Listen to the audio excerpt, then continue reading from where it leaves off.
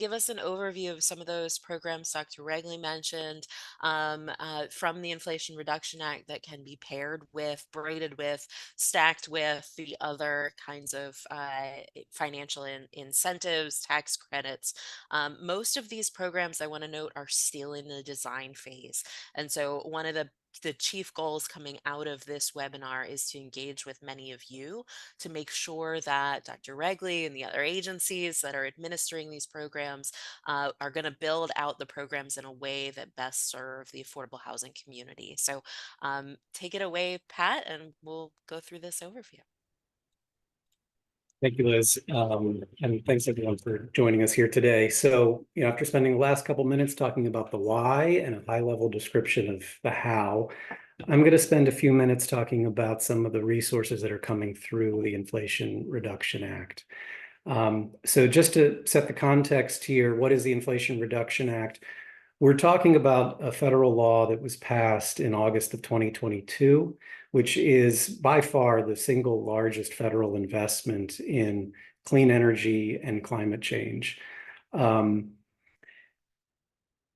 particular note for us here today is a lot of the resources, a lot of the programs that are authorized by the Inflation Reduction Act are targeted to serve low income. The language in the statute is disadvantaged.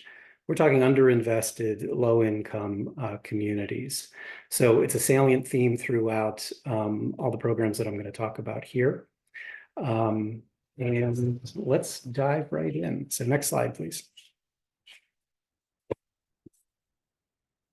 Okay, so this is a list of the programs that I wanted to highlight for this event.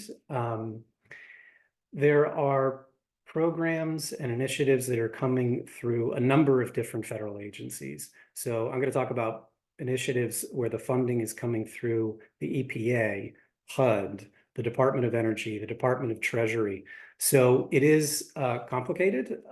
There are lots of places to look for funding. My goal here is to provide a summary of, as I said, kind of the funding and initiatives that are most relevant to housing and community development. The way I think about this is, there's a particular set of programs that are a little bit more oriented towards projects, by which I mean properties. If you own, manage, or develop affordable multifamily housing, kind of what resources you might be able to use for that particular project. And there are other resources that are a little bit more programmatic in nature. And there's some overlap here. So let's get started. Next slide, please, Liz. So first up is the Green and Resilient Retrofit Program. This is a program that is coming from HUD. It is designed to serve privately owned and HUD-assisted properties. There's a significant amount of funding, both in the form of grants and loans that are available for the items defined on the slide here: energy efficiency, indoor air quality, et cetera, a number of the things that Joshua just talked about. There's three pathways, or kind of three tiers of the GRIP program that provides varying levels of funding depending upon the scope of your project, how impactful it's going to be. As Liz said, many of the IRA programs are still emergent. This is actually one where there have been several rounds of funding already. And on HUD's website, they're advertising there's one more round of funding available for each of these programs, with the applications due in the coming months. So if you haven't looked at this yet, it sounds appealing. Please do dig in soon. Next slide, please, Liz. Next up is the Greenhouse Gas Reduction Fund, or GGRF. This is a massive $27 billion initiative that is coming through the EPA. Again, it's coming through three tranches. I'm going to talk about each of them: Solar for All, the National Clean Investment Fund, and the Clean Communities Investment Accelerator. Overall, these are resources to try to reduce greenhouse gas emissions and other pollutants, deliver benefits to underserved communities, and mobilize financing. So next slide, please.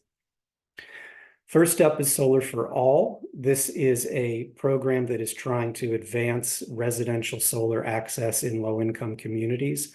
There's $7 billion available here for approximately 60 awards.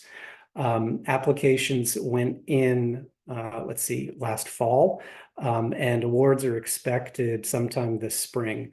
There are at least two applications that I'm aware of that went in from Pennsylvania, one from the state's Energy Development Authority, and then another one, the Heartland Solar Coalition, where the Pittsburgh region is in partnership with other kind of traditional Rust Belt regions of the country. So more to come on this, but the intent is to provide resources to serve the entire state. Next slide, please.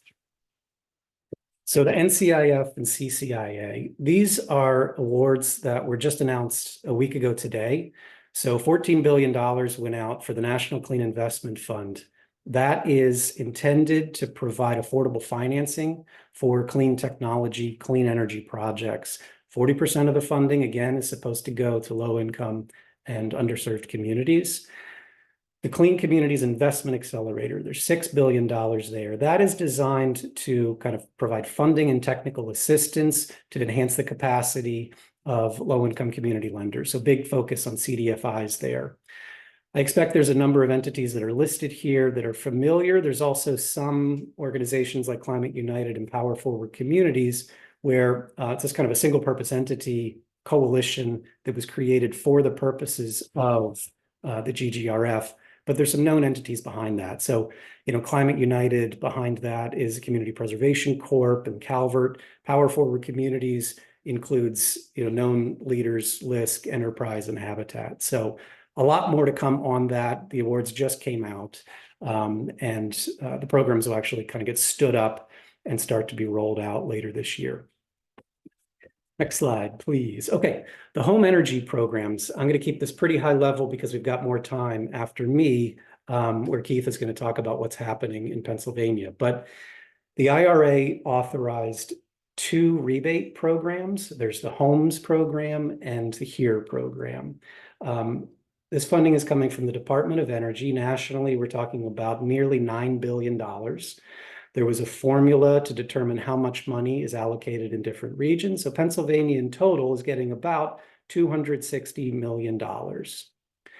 The IRA sets the basic framework for how these rebate programs are to operate. And then the state is responsible for creating a program design and an implementation plan as to how that program is going to take shape in the particular state. Next up. So the HOMES program, again, Keith is going to get into this in much more detail, but I just wanted to flag, this is a rebate program designed to improve efficiency in existing buildings. And there's some real money on the table here, right? We're talking about rebates up to $4,000 to $8,000, depending upon how deep you can go in terms of the energy improvements. Next slide, please. And then there is the electrification rebates. So this is intended to support, enable the purchase, the installation of all electric appliances, systems, and buildings. The intent here, right, is we're trying to support a transition to all electric buildings, which can more easily be served by renewable energy sources. So a lot more to come on this as well. But again, the point I wanted to highlight is there's some real money that is on the table here to serve the projects. Next slide, please. Okay, the tax credits. Dr. Regley gave an excellent example of kind of the opportunity that is on the table with some of these tax credits. So the first one on this list here is the one that he highlighted. So the Section 48 tax credits is designed to support clean energy technologies. And as he said, it's kind of a 30% tax credit baseline with a series of adders. This map illustrates the energy communities that he noted. So, if you're doing a project that is in the pretty colors on this map, it could be eligible for an additional adder to the ITC, the investment tax credit. Also wanted to flag Section 30C. This is a tax credit for electric vehicle charges. And again, reiterate, Dr. Regley's message of one of the real innovations of the IRA is enabling a direct pay mechanism. So nonprofits and other organizations that may not have to pay tax credits or may not have to pay taxes can get a payment from the IRS equivalent to that tax credit. There's also ability to transfer the tax credit to another entity. Again, they're just trying to come up with additional ways to enable people to take advantage of the opportunity here. Next slide, please. Section 45L, this is a tax credit to support new construction and substantial rehab going for Energy Star ZERH, Zero Energy Ready Home certification. So think tax credit projects. And the 179D, a tax deduction, probably mostly going to be served in higher buildings where you got to do a model to demonstrate a certain level of energy savings beyond a baseline. I think I've got two more left. Okay, so on the programmatic side, the climate pollution reduction grants, this is a two-tiered initiative. So first up were the planning grants, and then to come the implementation grants. The planning grants were awarded to the state as well as the large metropolitan areas in the state to do planning activities, come up with climate action plans. The initial climate action plans were submitted last month, and then work is going to continue for a little bit to develop a comprehensive climate action plan.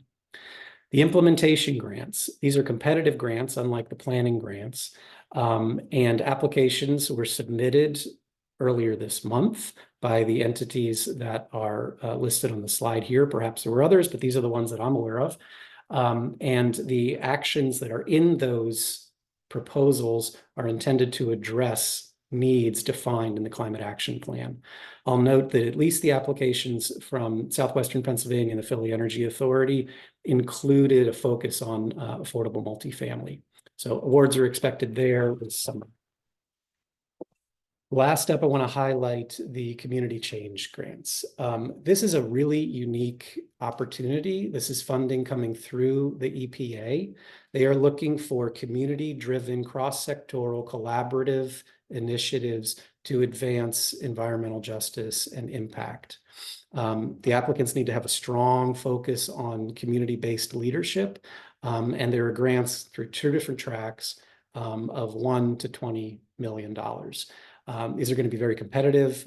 The applications are rolling. It's open now through November of this year. This sounds appealing. I do encourage people to start to look into it and talk to others quite soon because it's going to be quite competitive. I know there are a number of grants already in development across the state.